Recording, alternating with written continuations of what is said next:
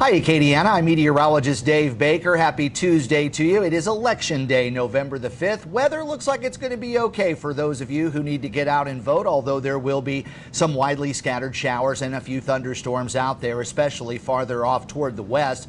Nice start to the day, although it is a bit on the warm side. It feels a lot more like spring than it does fall, but there's a decent breeze out here with a mix of sun and clouds, and temperatures for the most part have been running in the 70s. And as we look at our traffic cams, there's no real big problems out there, although there are some occasional showers that you may run into, so that could slow things down just a little bit. So maybe an extra 3 or 4 minutes will help you out to get to work and school later today. Speaking of school, there will be a few showers out at the bus stop. Most of the kids, though, will see partly cloudy skies, temperatures running in the lower 70s, and then later this afternoon, some scattered showers and thunderstorms will be in the area.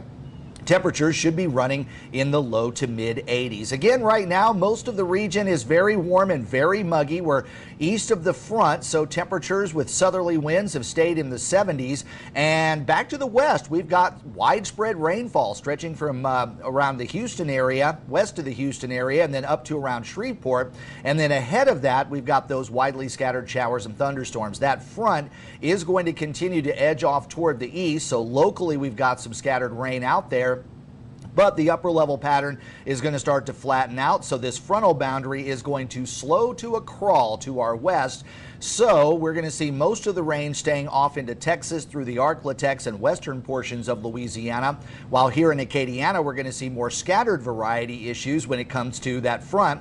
And again, that front's just going to kind of stall out, and then it's eventually going to wash out and kind of lift off toward the north. But there's another system that will start to dig across the west later on this week, and that might have more of an impact on Rafael, which is now in the western part of the Caribbean. We'll talk about Rafael in just a little bit, but there's the simulated satellite showing that line of showers and thunderstorms moving into the area, but notice they do weaken quite a bit as we head into the evening hours, and then they just kind of wash out. But we're going to stay on the warm side of that front, and there's a bit of a severe weather component, although it's just level 1, and most of that will occur over the far western sections. But look at the temperature gradient.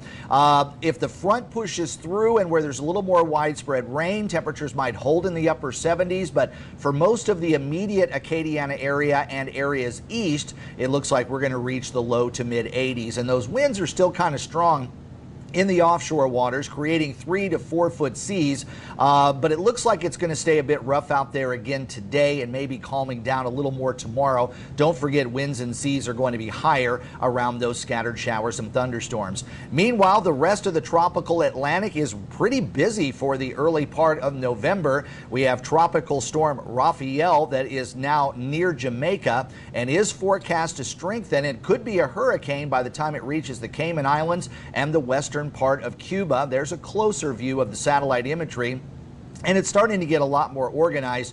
There's some high ocean heat content and some very warm waters and some low wind shear between there and the western tip of Cuba. So intensification is forecast, and we believe this will be a hurricane even as it moves its way into the Gulf of Mexico. But once it gets into the Gulf, it's going to be running into some very hostile environmental conditions when it comes to tropical systems. Colder water, dry air, and a lot of wind shear. So the forecast is weakening as it moves toward the northern Gulf Coast, and to tell you the truth, not even sure if it's going to make it all the way to land. It might be dissipating over the course of the weekend, but nothing to worry about for the rest of the work week.